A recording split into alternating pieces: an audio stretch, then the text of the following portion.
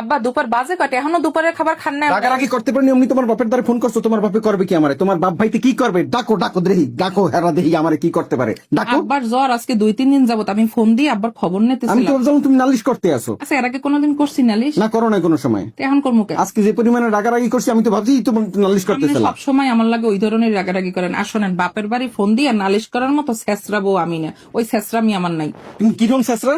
আর ছেসরা না, এখন আমি আমার বাপ মার দ্বারা ফোন দিয়ে আপনার সম্পর্কে নালিশ করবো, আমি তো আর আপনার সংসার দিয়ে যাবো না, আমি তো ঠিকই আপনার সংসারেই বাদ খামো, তো এটা কি আমার ছেসরামি করে হইলো না? শোনেন, আমি একটা কথা কই, এখন আমি ফোন দিয়ে আমার বাপ মার দ্বারা আপনার সম্পর্কে আমি নালিশ করবো, আমার বাপ মার আপনার সম্পর্কে যেই বাজে ধারণা হইবে, এই ধারণাকে আমি কোনোদিন মুছতে পারবো? কোনোদিন মুছতে পারবো না। আমার বাপ মা আপনার যেই পরিমাণে স্নেহ করে, এই স্নেহ কি আর কোনোদিন করবে? কোনোদিন করতে পারবে না। আমার বাপ মা এই বিষয়গুলো নিয়ে ঘরের ভিতরে আলোচনা করবে, আমার ছোট ভাই বোনরা আছে, হেরা শুনবে, হেরাও আর আপনারা ওই সম্মানটা করবে না।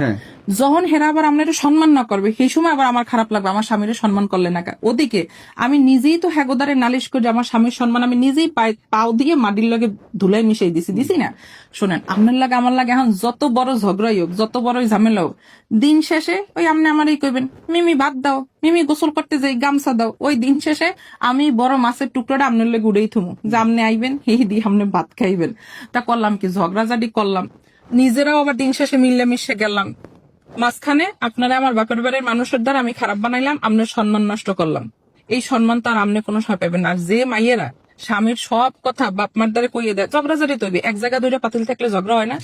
মানে টাকাটাকি লাগে না? আচ্ছা, আপনার বাপ মার লাগে ঝগড়া হয় না?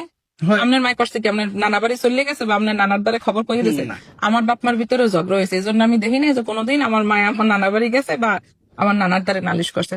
আপনার আমার ঝগড়াঝাটি হইবে, আমি আবার মিললে যাবো, কিন্তু মাঝখান দিয়ে আমি যদি এই কথাটা আমার বাপ মার দ্বারা দিই, তাহলে হেরাও আমার বিভিন্ন ধরনের বুদ্ধি দেবে, স্বাভাবিক, হেগু তো খারাপ লাগবে না। আর আমনে তো মাশাআল্লাহ ঝগড়াঝাটি করার সময় যেসব গালি গেলাস আমারে দেন, ওইসব বুদ্ধি যখন আমার বাপ মায় যে বুদ্ধি দেবে, ওইসব বুদ্ধি যখন আমার সংসারে আমি প্রয়োগ করবো, এই সময় আবার আমার সংসারে শান্তি বলতে কোনো কিছু থাকবে না। কারণ স্বাভাবিক, বাপ মার বুদ্ধি নিয়ে চললে সংসারে শান্তি থাকে না।